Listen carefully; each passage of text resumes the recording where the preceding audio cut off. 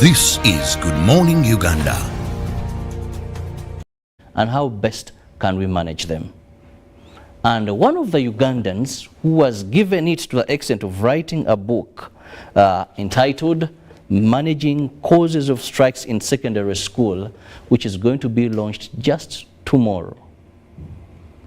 Today, we are blessed to have some of the people who have put this work together, but also who have been in the field of education and have greatly understood the causes of strikes in schools and how best these strikes can be managed. Now, joining me on set is Professor Mukwanason Hyuha, who happens to be a person who has done some good study also regarding strikes in schools and how we can prevent them, but also greatly in the field of education.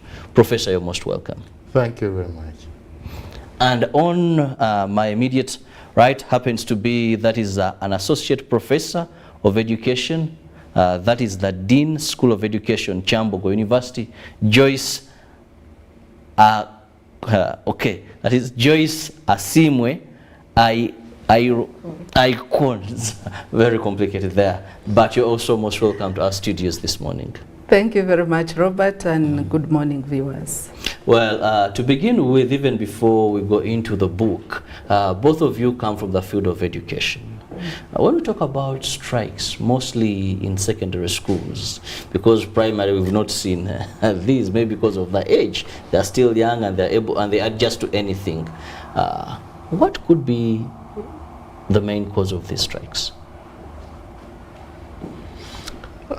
I believe a number of them, if not all of them, are caused by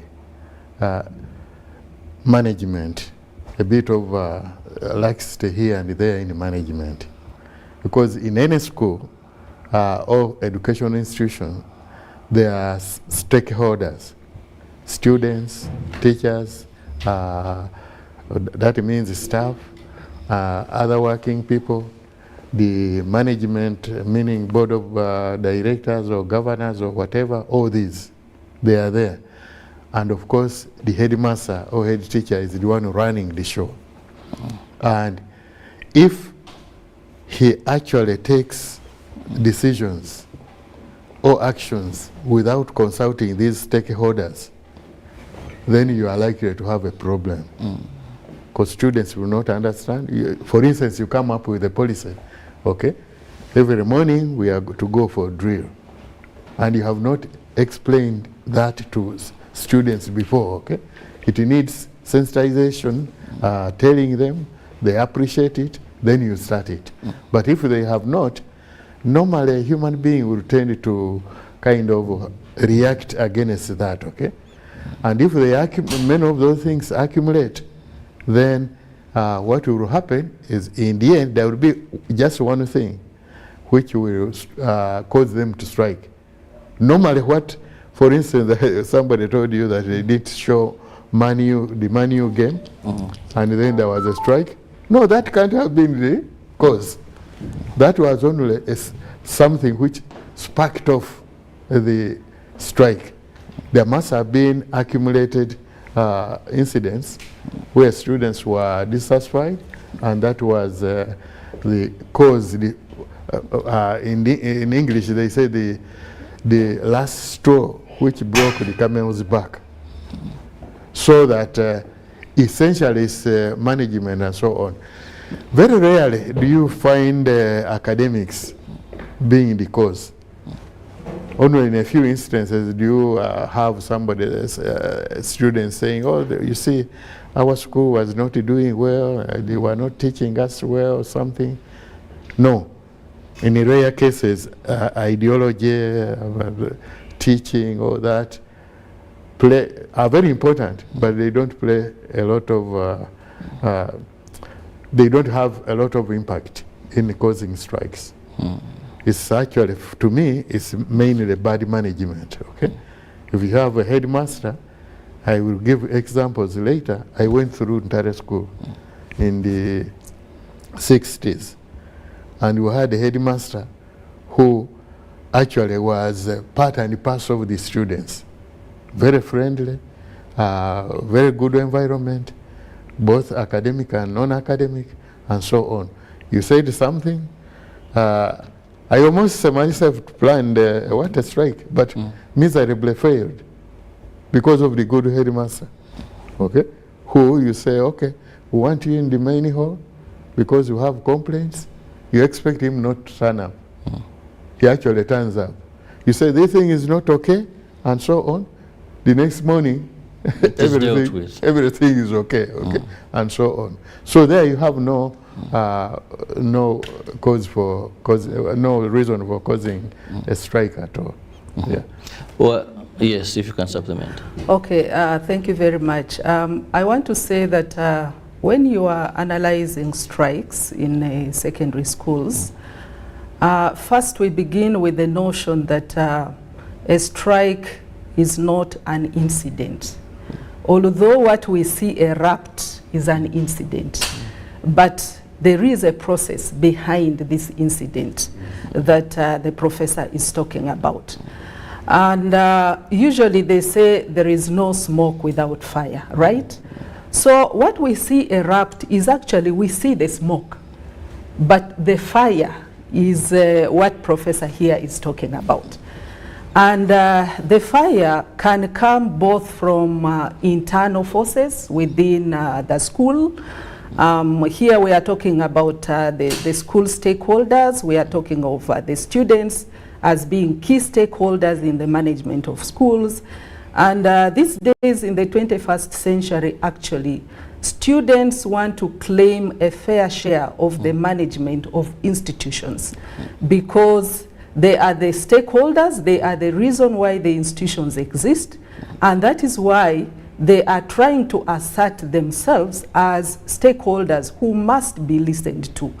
And like Professor is saying... Is that a danger?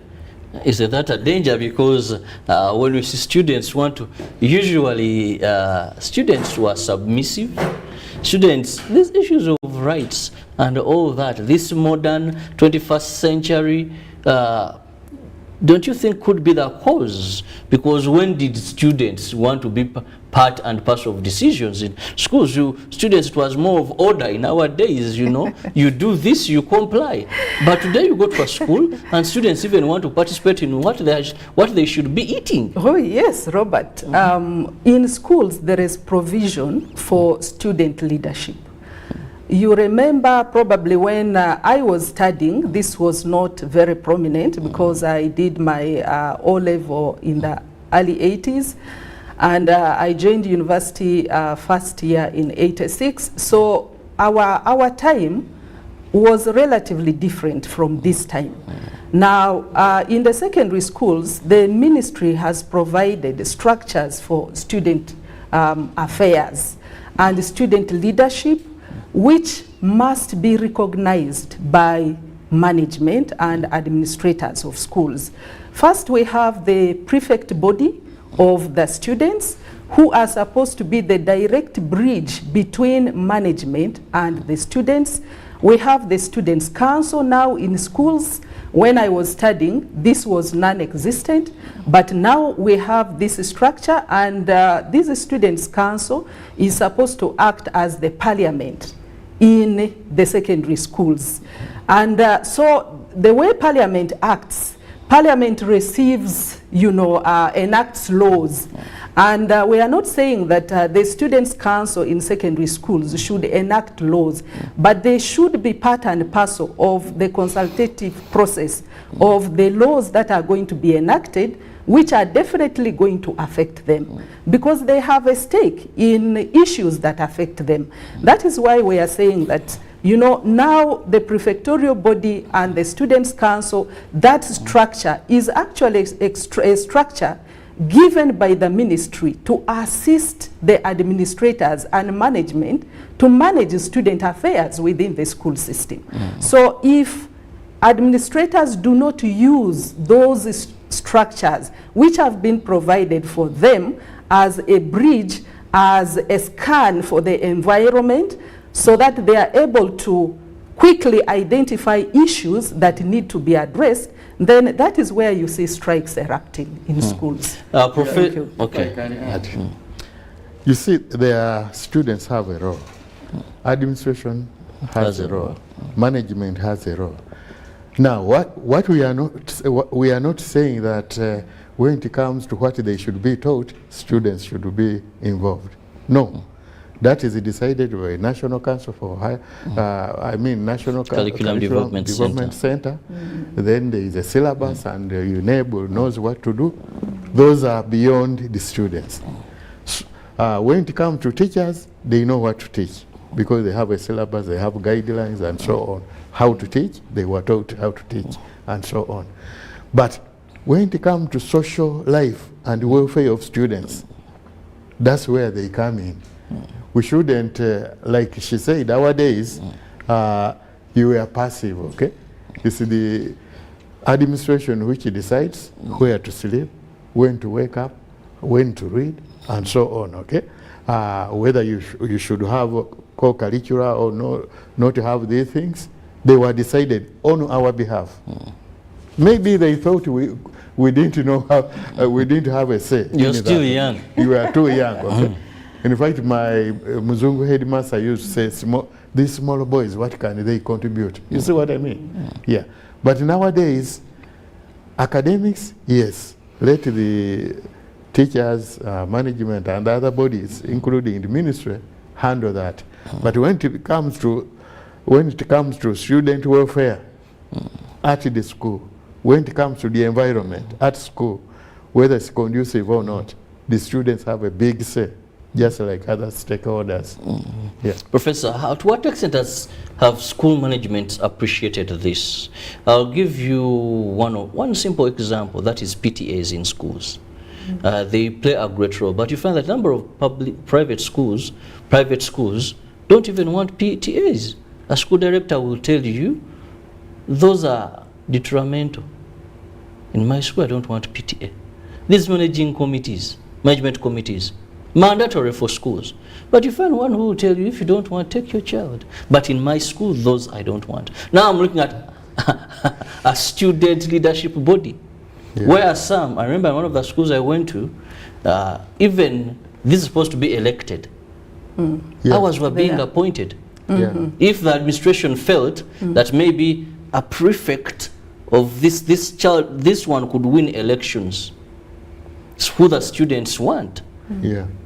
Maybe he has not been in that school for the last 4 years, now it is A level. Administration would find a way of playing around. That's when I see some Ugandans talk about elections. I remember right from schools.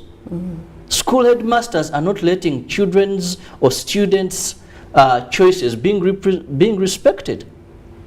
You elect someone wins and they direct, no, it is this one. So how do we handle these issues? Yeah, obviously there will be a bit of resentment from management and so on. And it's not starting now, okay? Because that idea of electing prefects rather than them being appointed by the headmaster and his staff started way back in the 60s, okay? We used to have in the entire school prefects. You would just see a list there, okay? These are the prefects, head prefect, and so on and so on, okay? Now, when there was the National Union of Students of Uganda, NUSU, came in collaboration with the ministry, then they said, no, these prefects, to look after the welfare of the students, should actually be elected rather than appointed by management, okay? And started. Now, the first time, the headmaster resisted that, and we found a list, as usual, okay? A list of what? But we were not passive. We went and at night wrote, no, we are supposed to elect. Remove this list, we want to elect. According to the ministry, this is what we are supposed to do, okay? He listened. But he was resenting because once he has appointed Chirawa as his head prefect, then you are a yes person to him.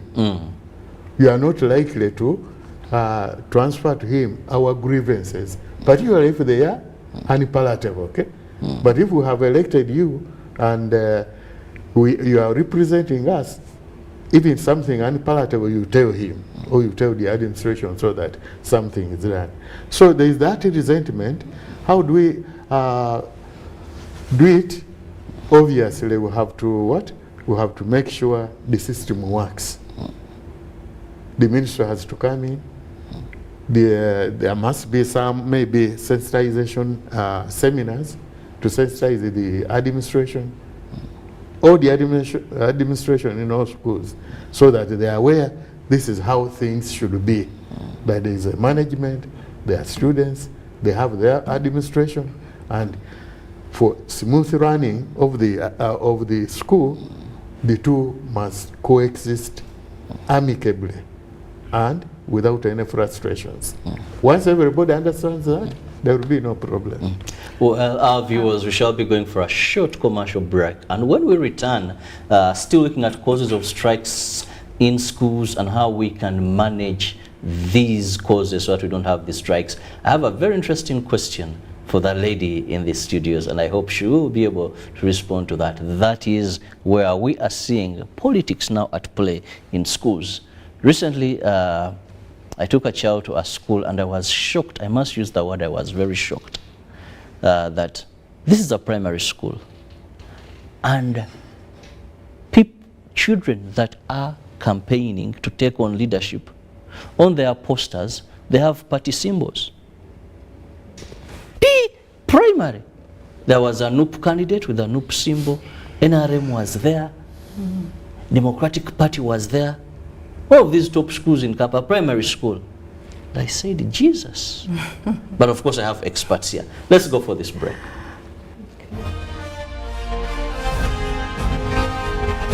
Live from UBC Studios in Kampala. This is Good Morning Uganda Extra.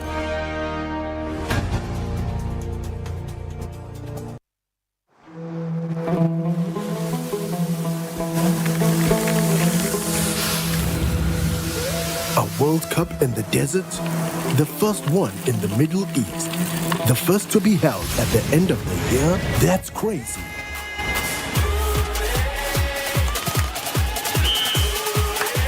Get ready for spectacular moves,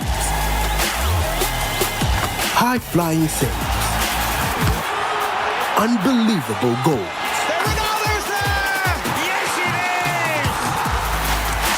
out-of-this-world celebrations.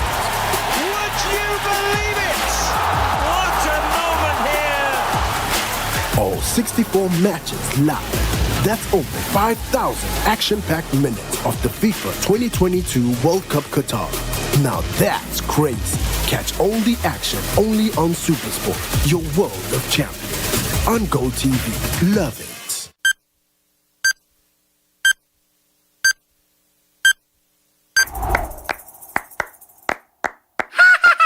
Hey, it's time to play. Let's go! Be glad you came. Because we love to share. Let's have some fun. What should we try next? With everyone. Because we love to learn together.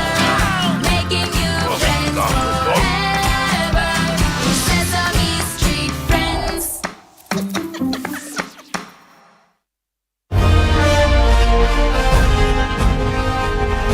Live from UBC Studios in Kampala. This is Good Morning Uganda Extra.